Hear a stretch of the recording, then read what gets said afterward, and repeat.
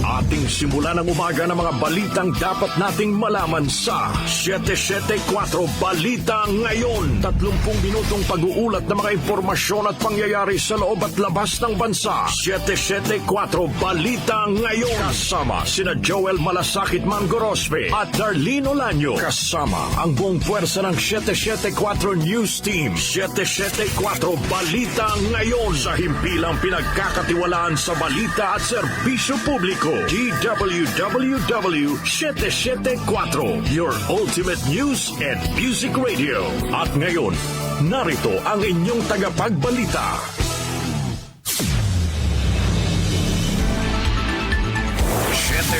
Quatro Balita Ngayon. Magandang umaga, Luzon, Visayas at Mindanao. Ngayon po ay araw ng Martes, July 8, 2025. Narito na ang 774 Balita Ngayon. 774 Balita Ngayon. At sa ating pong mga headlines. Rollback sa presyo ng mga produktong petrolyo kasado na ngayong araw. Mahigit 82,000 individual apektado ng pinagsamang epekto ng habagat at bagyong Bisig. Pangulong Ferdinand Marcos Jr. hinihimok na maglabas ng posisyon hinggil sa online gambling sa bansa. Pangulong Ferdinand Marcos Jr. bukas sa planong patawan ng buwis ang mga online gaming operator. Finance Press Officer Undersecretary Claire Castro itinangging may kinalaman siya sa tangkang pagpapatalsik sa isang reporter sa Malacanang. NCAP violators padadalhan na ng notice ng MMDA sa pamamagitan ng text message at email. Sa atin namang Metro News, isa patay, 2 pa sugatan sa pagsabog ng paggawaan ng bala sa Barangay Fortune, Marikina City. Sa ating Science and Technology News, 3,500 na taong gulang na lungsod sa Peru, ipinakita na sa publiko. Sa atin namang Lifestyle News, malalaking 2,000-year-old na sapatos na hukay sa isang Rome site sa Northern England. Para sa ating music trivia, ngayong petsa isinilang ang American traditional pop singer na nagpasikat ng mga kantang You Don't Know Me at Inamorata. Sino siya? Alamin. Sa atin namang balitang kakaiba, isang babae sa India. Inireklamo ang kanyang asawa makaraan siyang utusang tutukan ng gawaing bahay sa halip na magbabad sa social media. 6:33 na po ng umaga, kami po ang inyong tagapagbalita, Darlene Olanyo. At sa pangalan ni Joel Gorospe, ako po si Kenny Gacosta. At sa detalye ng mga balita. 774 Balita Ngayon. Kasado na po ngayong araw ang rollback sa presyo ng mga produktong petrolyo. Sa abiso ng mga kumpanya ng langis, nakasaad na bumaba ng 70 centavos ang presyo ng kada litro ng gasolina habang 10 centavos naman ang rollback sa diesel. Nabawasan naman ng 80 centavos ang presyo ng kada litro ng kerosene. Ayon sa Department of Energy, ang oil price rollback ay bunsod ng paghupa ng tensyon sa gitnang silangan. Samantala, halalan sa BARMM tuloy. Ayon po yan sa COMELEC. Narito po ang report ni Gina Mape. Gina. Kahit hindi pa nalulutas ang usapin sa 7 parliamentary seat na dating nakalaan sa Subo, tuloy ang halalan sa Bangsamoro, Autonomous Region, in Masli, Mindanao o BARM. Sa desisyon ng Korte Suprema noon, hindi bahagi ng BARM ang sulu matapos na hindi pabura ng kataas-taas ng Korte ang ratifikasyon ng batas na bumuo sa BARM. Sinabi ni COMELEC Chairman George Erwin Garcia na hindi nila hahayaang makompromiso ang kauna-unahang parliamentary election sa BARM. Gate Garcia, kapag anya sinabi ng batas na may halalan, isa sa katuparan nito ng COMELEC. Sinabi ni Garcia na natapos na noong June 30 ang deadline nila para mahintay ang redistribution ng 7 seats na ito at ipinapangako sa kanila ng liderato ng BARM na ang issue ay mareresolve sa lalong madaling panahon. Full blast na rin anya ang paghahanda ng COMELEC at ginagawa na nila ang source code dahil automated rin ang gagawing halalan sa BARM. Nakalatag na rin ang calendar plan ng COMELEC para sa parliamentary elections at sa Hulyo 26, idaraos ang mock elections. Ako si Gina Mape ng DWWW 774, your ultimate music radio. Maraming salamat, Gina Mape. 774 Balita Ngayon. Pumalo na sa mahigit 82,000 na mga individual ang apektado ng pinagsamang epekto ng habagat at bagyong Bising sa Ilocos Region, Central Luzon at Cordillera Administrative Region o CAR. Batay sa pinakuhuling ulat ng National Disaster Risk Reduction and Management Council o NDRRMC, katumbas ito ng mahigit 27,000 na pamilya kung saan mahigit 1,000 pamilya ang kasalukuyang tumutuloy sa ilang evacuation centers. Sa Gitang Luzon, 38 lugar ang nakaranas ng pagbaha dulot ng walang tigil na pag-ulan, habang isang kalsada sa CAR ang nananatiling hindi madaanan ng mga motorista. 14 na kabahayan din sa CAR ang nasira, bunga ng matinding pag-ulan at landslide. Patuloy naman ang isinasagawang monitoring at relief operations ng pamahalaan sa mga apektadong residente. Samantala, kapasidad ng San Juanico Bridge ipinatataas pa rin ni Pangulong Ferdinand Marcos Jr. hanggang sa 33 metrikong tonelada. Detalye ihahatid sa atin ni Chanel Salazar. Chanel? Pinamamadali na ni Pangulong Ferdinand Marcos Jr. sa Department of Public Works and Highways ang ginagawang retrofitting at restoration ng San Juanico Bridge. Ayon sa Pangulo, ramdam na rin ng ilang rehiyon hanggang sa Mindanao ang epekto ng limitadong commercial traffic sa tulay dahil sa limitadong pagdaan ng mga sasakyan. Nasa higit 500 million pesos na budget na rin ang inilaan para makabalik ang load limit ng tulay sa 12 hanggang 15 metrikong tonelada bago matapos ang taon.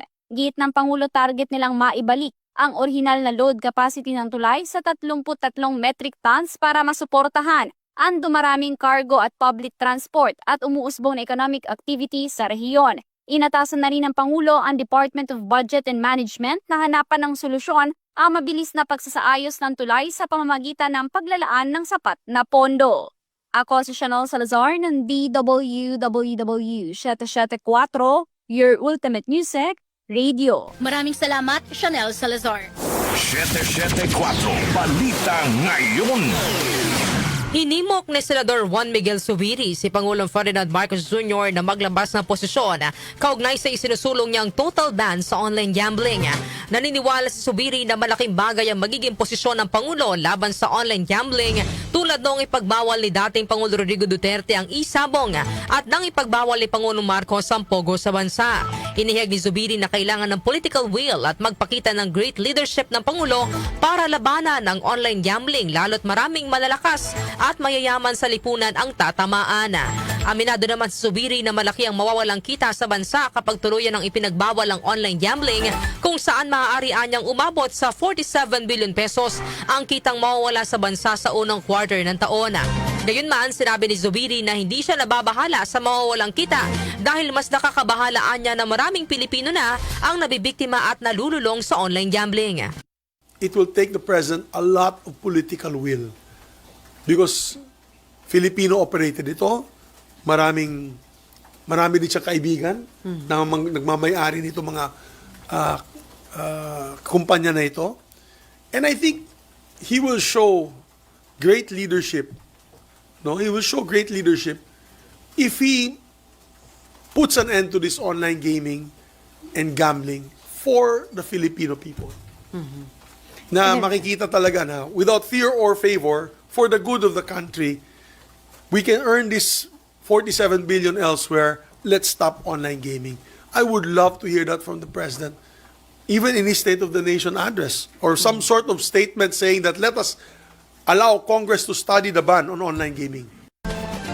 Sa 2024 statistics ng website na SISA, itinuturing ang Pilipinas bilang gambling capital sa buong Asia. Pagdating sa bilang ng mga kasino, pumapangalawa ang Cambodia, pangatlo ang Macau, pang-apat ang Vietnam, at panglima ang South Korea, habang nasa top 3 naman ang Pilipinas pagdating sa online gambling sa mga bansa sa Asia. 774 Balita Ngayon. Samantala, bukas si Pangulong Ferdinand Marcos Jr. sa rekomendasyon ng Department of Finance o DOF na patawan ng buwis ang mga online gaming operators para maresolba ang mga isyong kaakibat ng online gambling. Ayon kay Palace Press Officer Claire Castro, batid ng Pangulo ang panganib sa mga individual na lulong sa sugal, kaya't hindi nito tututulan ang panukala basta't may sapat na pag-aaral tungkol sa uri at saklaw ng buwis na ipapataw. Bukod dito, mas paigtingin din anya ng pamahalaan ang kampanya laban sa mga hindi rehistradong online gaming platforms. Batid po ng Pangulo na maaari mangyari sa mga gumon sa sugal at hindi niya naman po tututulan basta po mayroon pong sapat na pag-aaral para po ang tungkol sa buwis na ipapataw man. Pero paiigtingin pa po, maliban po dito sa mga online gaming sites na license or lehitimo naman, paiigtingin po lalo ang paglaban sa mga illegitimate o yung mga yung hindi tama or hindi rehistradong mga online gaming sites. Samantala, sinabi rin ni Yusek Castro na bukas din ng Pangulo na pag-aralan ang panukalang total ban sa online games. Ang lahat anya ng suwestyon para limitahan ang epekto ng online gambling, lalo na sa mga nalululong dito, ay suportado o susuportahan ng Pangulo. Ang Pangulo po ay nakikinig kung ano nangyayari sa ating mga kababayan at kung ano man po ang bill na ipapasa nila, ito'y pag-aaralan mabuti, kung ito'y makakabuti sa ating ekonomiya and at the same time makakabuti para sa taong bayan. Si Palace Press Officer at PCO Undersecretary Attorney Claire Castro. Samantala, Senador umapela sa mga artista na kusang loob na mag-pull out sa kanilang mga ine-endorsong online gambling. Detalye ihahatid sa atin ni Conde Batak. Conde? Nanawagan si Senator Mig Zubiri sa mga celebrities sa bansa na kusang mag-pull out na sa kanilang mga ine-endorsong online gambling. Oras na maging ganap na batas ang panukalang total ban ng online gambling sa bansa, tuluyan ding ipagbabawal ang pag-eendorso ng mga artista.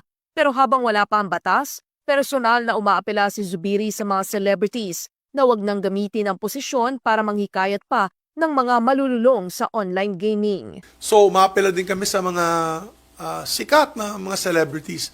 Let's not use your position to encourage more online gaming. Nakikita nyo naman yung nangyayari na yun.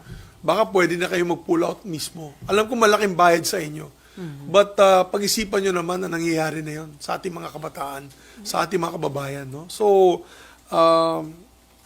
maybe it can be voluntary at this point in time. No?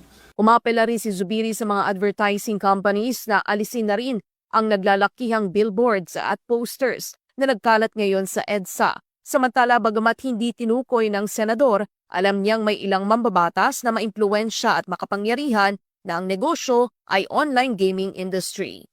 Conde Batak ng DWWW 774, Your Ultimate Music Radio. Maraming salamat, Conde Batak.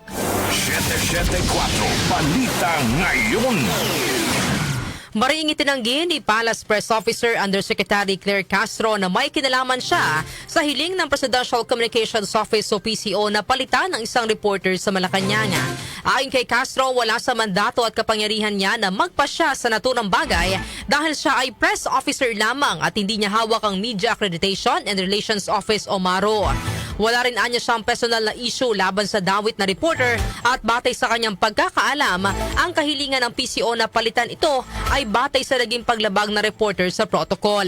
Sinabi ni Castro na sa ngayon ay wala pang tugon ng PCO kung ano ang status sa nasabing kahilingan at tanging si PCO Acting Secretary J. Ruiz lamang anya ang makakasagot sa nasabing issue. Unang-una, ba't naman po ilalabi na mawala ang isang reporter dito? Diba? Unless meron talagang violation. Saka hindi ako po ang nagpapasya niyan.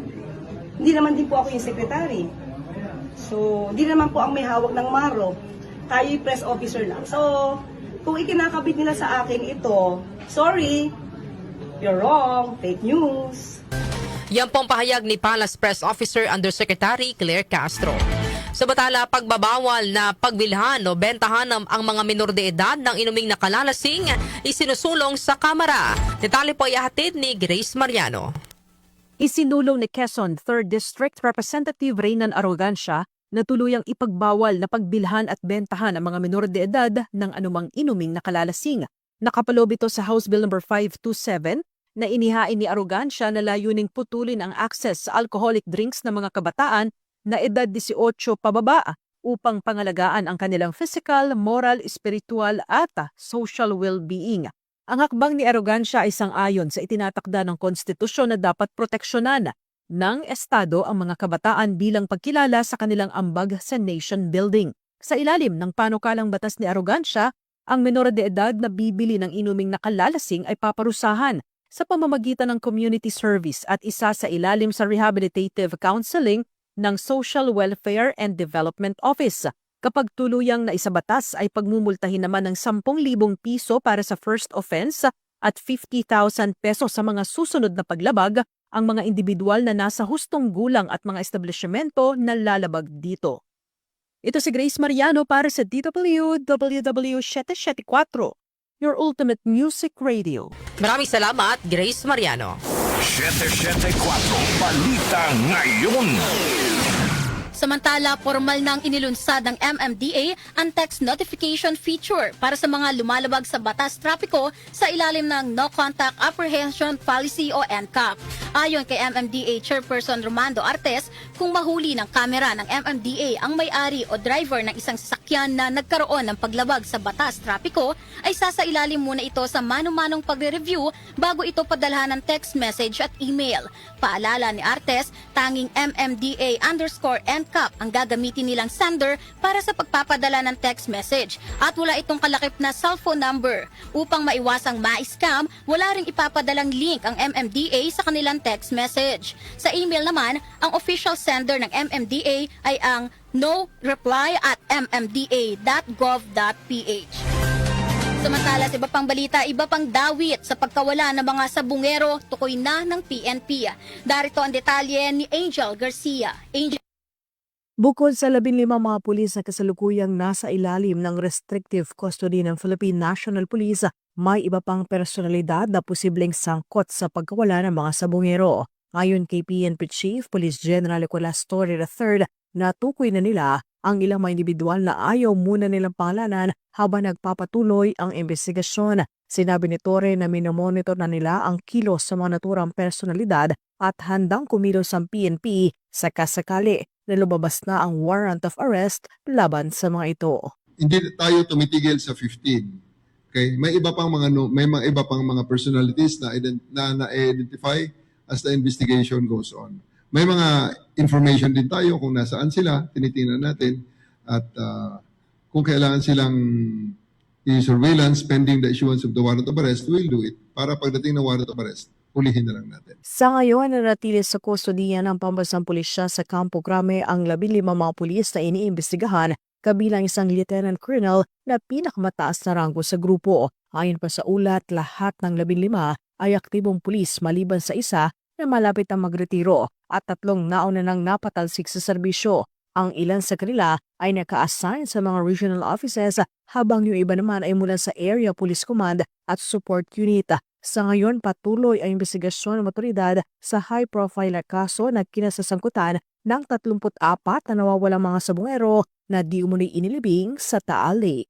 Angel Garcia ng DWWW 774, your ultimate music radio. Maraming salamat, Angel Garcia. 774 Balita Ngayon. 6:49 na po ng umaga, kami pa rin po ang inyong tagapagbalita, Darlene Olanyo. At Kenny Gacosta. 774 Balita Ngayon. Metro News. Metro News. Sa atin namang Metro News, patay ang isang individual habang 2 pa ang sugatan sa pagsabog sa paggawaan ng mga bala sa Amscor Global Defense Incorporated sa Barangay Fortune, Marikina City.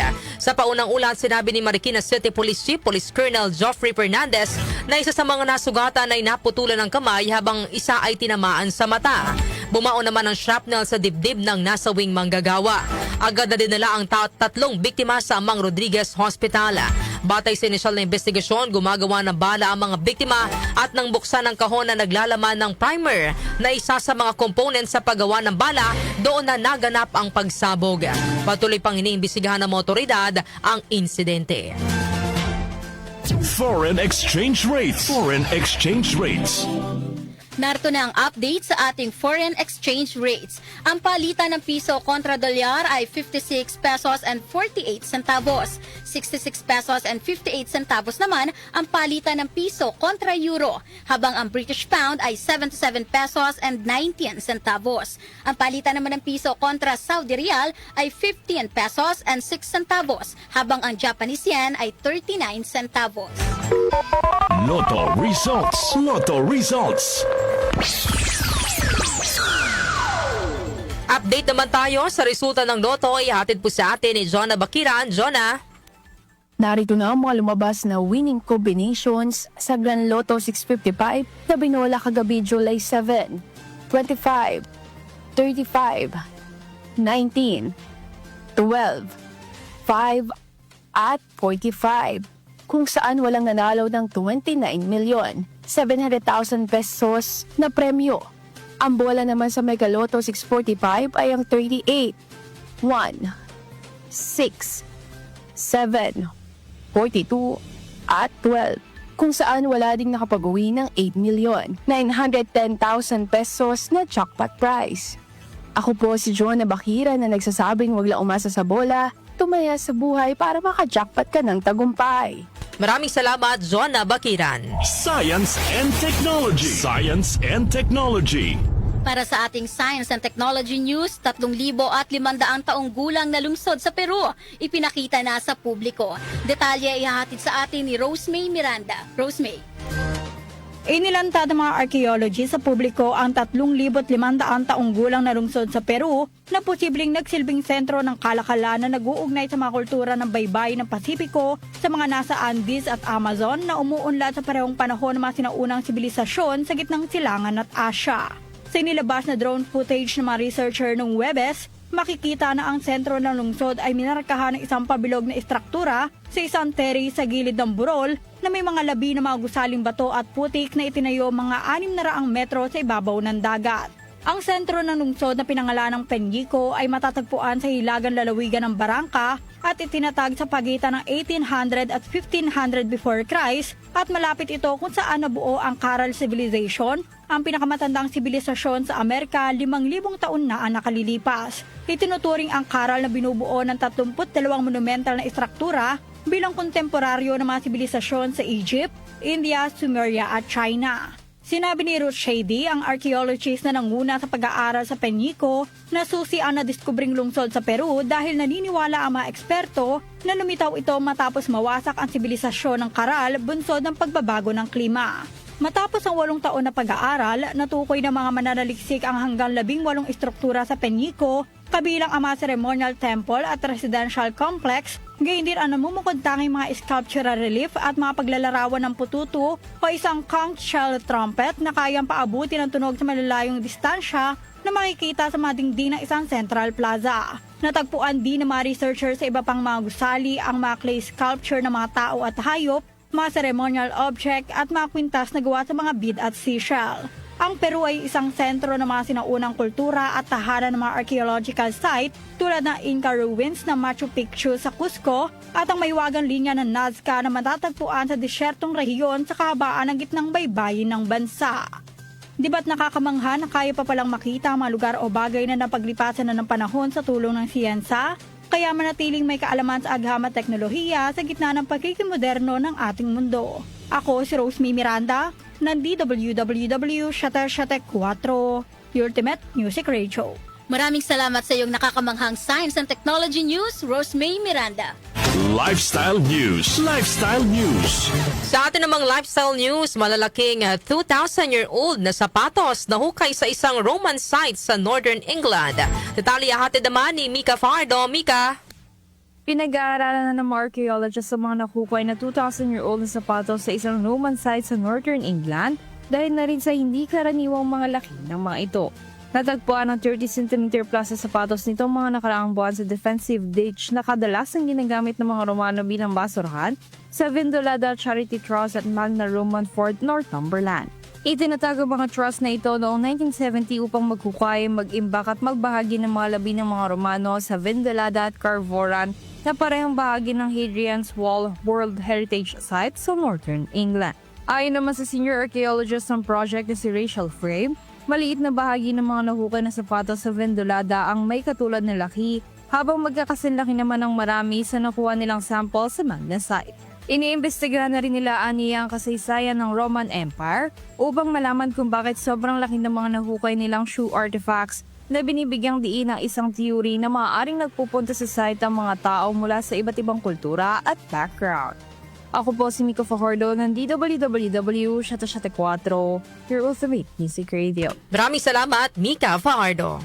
Music Trivia. Music Trivia. Para naman sa ating music trivia, ngayong petsa na ito, July 8 taong 1930, isinilang sa New York, USA ang traditional pop singer na si Genaro Luis Vitaliano na mas kilala ng lahat bilang si Jerry Vale. Si Vale ang nagpasikat ng mga kanta gaya ng Inamorata, You Don't Know Me at Go Chase the Moonbeam. Nagsimula siyang magtanghal sa mga nightclub hanggang sa early 1950s ay nakilala na ang kanyang pangalan sa industriya ng musika at nanguna sa mga music charts ang kanyang mga awitin. Napamahal din kay Vale ang Italian music kung saan naglabas siya ng mga album para rito gaya ng I Have But One Heart noong 1962 at Arrivederci Roma noong 1963. Pumanaw si Jerry Vale sa kanyang tahanan sa Palm Desert, California, bunsod na rin ang katandaan sa edad na 83. Maliban sa Inamorata, You Don't Know Me at Go Chase the Moonbeam, ilan pa sa mga awiting pinasikat ni Jerry Vale ay ang You're My Everything, Have You Look Into Your Heart, For Mama, The Impossible Dream at Stay As Sweet As You Are na mapapakinggan ninyo dito sa inyong Ultimate News and Music Radio na DWWW 774. Balitang Kakaiba. Sa atin namang balitang kakaiba, isang babae sa India, inireklamo ang kanyang asawa makaraan siyang utusang tutukan ang gawaing bahay sa halip na magbabad sa social media. Ayan, alamin natin ang detalye ng balitang kakaiba na yan kay Doc Justin. Magandang umaga. Yes, good morning, Darlene, at sa lahat ng ating mga nagkikay ng balitang kakaiba ngayong araw na ito. Inireklamo ng isang babae sa India ang kanyang asawa dahil nabawasan umano ang kanyang followers sa Instagram. Makaraan siyang utusan nito na tutukan ang mga gawaing bahay kaysa magbabad sa social media. Ayon sa 30-year-old na babae na si Nisha, maayos naman ang kanilang pagsasama o kanilang pagsasama ng kanyang asawa. Tinukoy sa pangalang Behendra. Pero ang demand nito na tumutok siya sa gawaing bahay ay nakasira sa kanyang social media presence. At 2 followers kada araw daw ang nawawala sa kanya. Dahil dito nagpasya si Nisha na layasan na ang kanyang asawa at bumalik na lang sa bahay ng kanyang mga magulang. Kinumpirma naman ng Women's Police Station sa Hapur District na nagsampa nga ng reklamo si Nisha laban sa kanyang asawa at iginit nitong bumaba ang kanyang followers dahil sa pagiging busy niya sa paghuhugas ng mga pinggan at paglilinis ng bahay. Kaya wala na siyang oras para gumawa ng reel sa Instagram. Bakarang marinig ang magkaparehong panig, sinailalim ang mag-asawa sa counseling session na nagdulot naman ng maganda sa relasyon ng dalawa. Ngayon ay nagkabalikan na. Gayon man ang sinampang reklamo ni Nisha ay nagdulot ng pagkatanggal sa trabaho ni Venra. Kaya ngayon ay muli siyang umahanap ng pagkakakitaan. Ayun lang, utap kayo yan. Siyempre hindi naman pwedeng prioridad din sa social media kaysa sa asawa. May responsibilidad ka rin dapat na ikontrol na ng sarili mo. Kasi ang social media talaga kumakain na ng oras ng tao yan ngayon. Okay? Yan ang ating balitang kakaibang ang araw na ito. Ako si Doc Justin. Just out na ko. Thank you. Maraming salamat, Doc Justin, para sa ating balitang kakaiba. Anong masasabi mo dyan, partner? Social media pa more. Ayan. Diba? Hindi naman din maganda na napapabayaan nyo na yung mga importante ninyong gawin, mga responsibilidad dahil lang nakababad po tayo sa social media. At may health issue din yan kapag lagi kang tutok na ilang oras ka na nakababad sa cellphone mo, diba? Meron din tayong naging balitang kakaiba na nagka-problema siya sa batok. Correct. Dahil lagi na lang siyang nakatungo at nakatingin sa kanyang gadget. Yung sa thumb nyo, nagkakaproblema din yan kasi kaka-swipe nyo ng swipe, diba? Correct. Yes. So, yan po hinay-hinay sa paggamit ng social media. At yan po ang mga may init na balita ngayong araw po ng Martes, July 8, 2025. Kami po ang inyong tagapagbalita, Darlene Olanyo. At sa pangalan ni Joel Gorospe, ako po si Kenny Gacosta. Napasa inyo ang 774 Balita Ngayon. 774 Balita Ngayon.